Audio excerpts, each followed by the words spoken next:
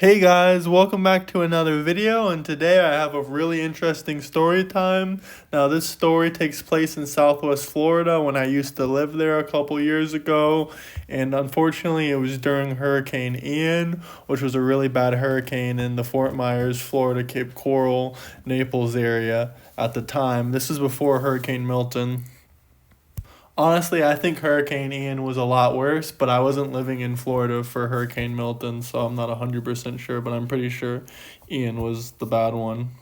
And yeah, I mean, we knew the hurricane was coming for like a week before it came, and I thought it was just like one of those things they always say, like a hurricane was coming. Like they said that year a hurricane was coming like two times already, and literally nothing happened. So I'm like, oh, it's okay, I'll be fine. Like I was just thinking that or whatever. I was really busy working my job, coming home to my apartment at the time in Fort Myers.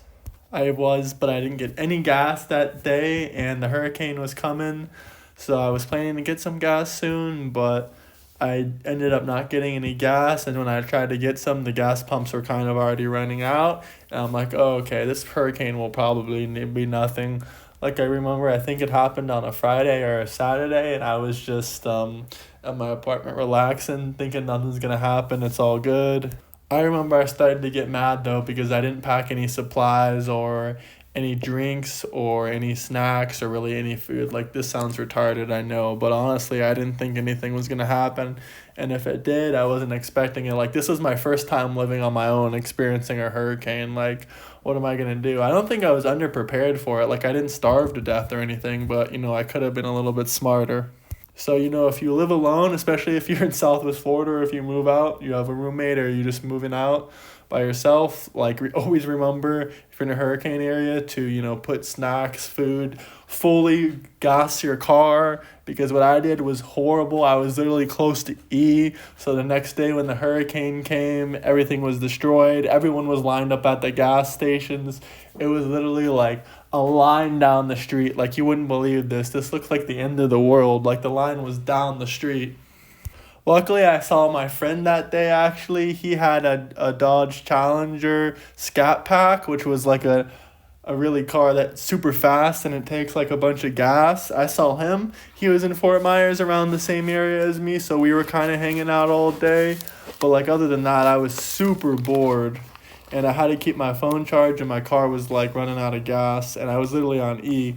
And like I didn't know if I was gonna be able to make it. When I finally made it to the pump, I was right behind my friend with his Scat Pack, and unfortunately, like they ran out of gas. They like, oh, we're out of gas now. We're out of gas. Like right, literally when I get to the pump, which is crazy ridiculous. So they're like, oh, we gotta send the gas car now. We gotta send the gas car or gas truck or whatever you call it. Me and my friend were hanging out. He has a Scat Pack. We were talking about it. He was showing me it's pretty sick. And he's a big guy. We were hanging out with a few other big guys in Fort Myers. We really didn't know him too much, but we were all just hanging around outside the 7-Eleven, just chilling, talking. And yeah, we were just mostly talking about cars and stuff like that. During natural disasters, especially, people, they get a little bit crazy, especially in those long lines. I mean, people were already screaming at each other when they were cutting in line. Like, people were putting their whole body outside the car saying, F you, what the hell, you just cut in front of me. And they were, like, getting really crazy, but none of them really got violent. Until, like, I saw people kept pulling up. My car was already right at the pump waiting for the gasoline truck, because we went inside, we talked to the people, like I said, and they said that they're sending a gas truck.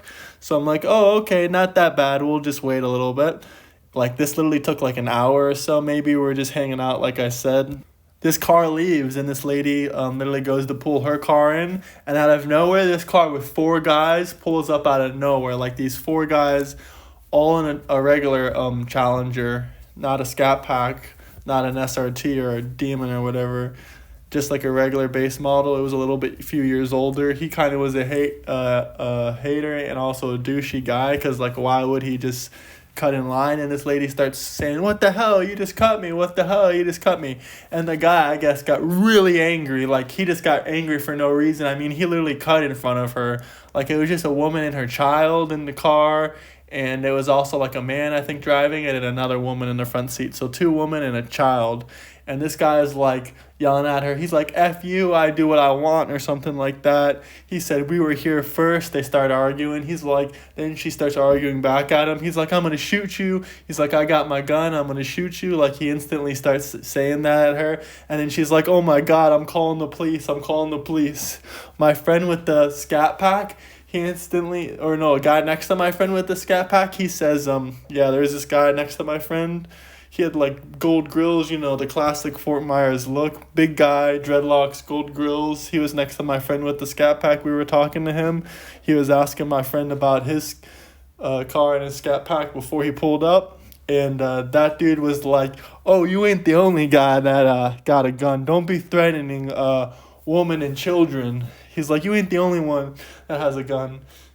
He told that guy, and like, I was like, oh my God.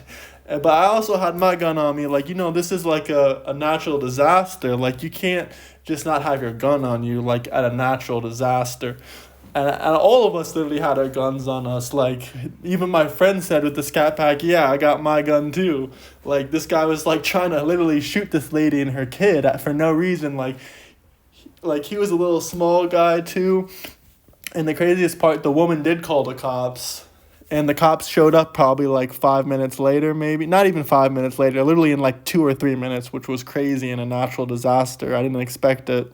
But luckily, nobody pulled their guns out or did anything like that. No one had their guns out, not even the crazy guy that was threatening the woman. As soon as we said that, that guy kind of cowered down. They started arguing with him. They called him a bunch of names. They started arguing. The guy wasn't saying a word when those guys stepped in. And my friend was kind of stepping in too, and I was just standing there as backup, if anything. But I was honestly mostly minding my business, hoping no one was going to start shooting, because I was kind of worried that someone was going to start shooting, I can't lie. But at a natural disaster, you always got to be prepared. I was kind of stepping away from the situation a bit as soon as they started threatening, just in case. Just in case I was in a safe position, guys. Don't worry. But yeah, literally 2 or 3 minutes, maybe 4 minutes later max, the cops pull up. They say this guy, they're like, oh, is it true that you were threatening with a weapon or whatever? He kind of admits that what happened, and they search him for a weapon or whatever. I think they find something in his car and they put him in cuffs, honestly. Yeah, they put him in cuffs and they took him. I'm like, wow, thank God they got this guy out of here. But unfortunately, all of us were waiting hours, and the cops said, well, or not even the cops. The cops just took that guy and left, and the manager of the store said, congratulations, guys. I told you guys to chill out and not to get to screaming, because he was telling us to stop it when this all started with the guy acting crazy. Like, he told us to chill out or whatever, or he's going to cancel the gas. And he was like, when the cops left, he's like, congratulations, guys. I just called the gas man, and I told him to turn around. Like, you know how messed up that was? Like, he told the gas man to turn around, and literally a natural catastrophe, like the hurricane, just destroyed everything. And he's like, oh, I'm just going to tell him to turn around because you guys were acting up.